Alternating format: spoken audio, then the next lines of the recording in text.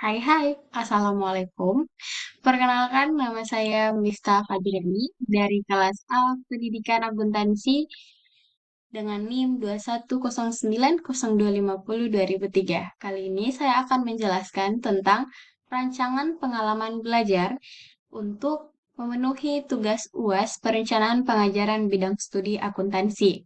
Langsung saja, pada presentasi kali ini saya akan membahas 4 submateri. Yang pertama adalah hakikat pengalaman belajar, yang kedua adalah pertimbangan pemilihan pengalaman belajar, yang ketiga adalah pendekatan saintifik, yang keempat adalah pemilihan model pembelajaran. Yang pertama, yaitu merancang pekerjaan rumah. Pengalaman belajar dapat diartikan sebagai semua aktivitas yang dilakukan oleh peserta didik dalam mempelajari materi pembelajaran untuk mencapai kompetensi yang telah dideskripsikan dalam kurikulum. Pengalaman belajar peserta didik tentunya beragam, tergantung pada apa yang dirancang oleh pendidik dan kehendak bebas peserta didik. Dalam rancangan pembelajaran dalam hal ini adalah silabus dan RPP untuk tingkat satuan pendidikan dan RPS untuk perguruan tinggi. Pendidik merancang pengalaman belajar untuk peserta didik berupa berbagai aktivitas belajar yang harus diikuti atau dijalani oleh peserta didik. Yang kedua, pertimbangan pemilihan pengalaman belajar. Dalam merancang pembelajaran, penting bagi pendidik untuk memilih atau menentukan pengalaman belajar yang dapat memberikan kontribusi pada efektivitas sebuah pembelajaran. Pemilihan metode pembelajaran yang jelas berhubungan dengan pengalaman belajar, juga memberikan dampak terhadap hasil pembelajaran itu sendiri. Menurut Sousa tahun 2012, mendeskripsikan bahwa kemampuan peserta didik menyerap informasi juga tergantung pada tipe metode pengajaran atau penyampaian pelajaran yang sedang dipilih. Dan menurut Guinness tahun 2008, memberikan tekanan pada pentingnya pengalaman yang multi-indera, dramatis, tidak biasa atau kuat secara emosional. Pengalaman seperti ini akan diingat jauh lebih lama dan lebih banyak detail daripada pengalaman rutin biasa. Terdapat 3 hal penting mengenai hal ini. Yang pertama, otak memiliki kecenderungan perhatian untuk sesuatu yang baru.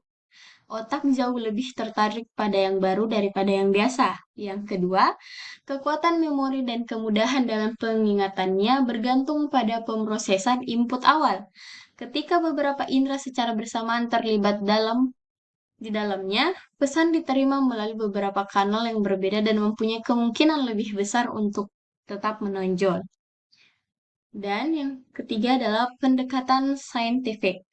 Pendekatan saintifik ini adalah sebuah pendekatan ilmiah yang merupakan bentuk sistematis yang khusus dari seluruh pemikiran dan telaah reflektif. Itu adalah menurut Kerlinger tahun 2006. Metode ilmiah merupakan cara memperoleh pengetahuan melalui sebuah prosedur kerja meliputi perumusan hipotesis, pengumpulan data, pengolahan dan analisis data untuk menguji hipotesis, dan penarikan kesimpulan. Aspek penting dalam metode ilmiah adalah bahwa perolehan pengetahuan sebagai hasil generalisasi mengacu pada data hasil pengamatan atau eksperimen dan percobaan, bukan atas keinginan, pertimbangan subjektif, atau pertimbangan lainnya. Itu menurut Ratu Manan tahun 2015.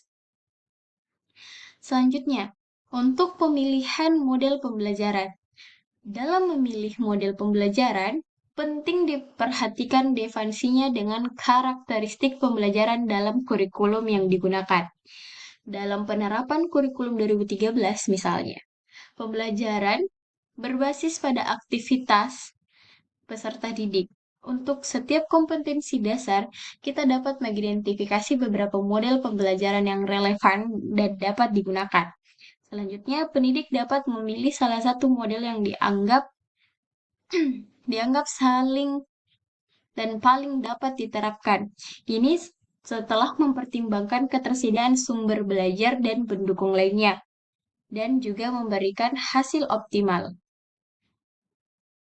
Selanjutnya, merancang pekerjaan rumah. Kegiatan pembelajaran terdiri atas 3 kegiatan, yaitu kegiatan tatap muka, kegiatan penugasan terstruktur, dan kegiatan mandiri tidak terstruktur. Kegiatan tatap muka dilakukan dalam bentuk interaksi antara pendidik dan peserta didik pada satuan pendidikan sesuai dengan alokasi waktu yang telah terjadwal.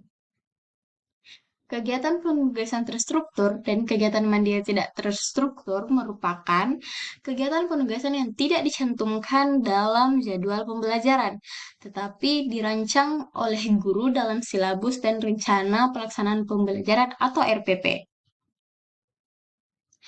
Mungkin itulah presentasi saya. Sekian dan terima kasih. Wassalamualaikum warahmatullahi wabarakatuh.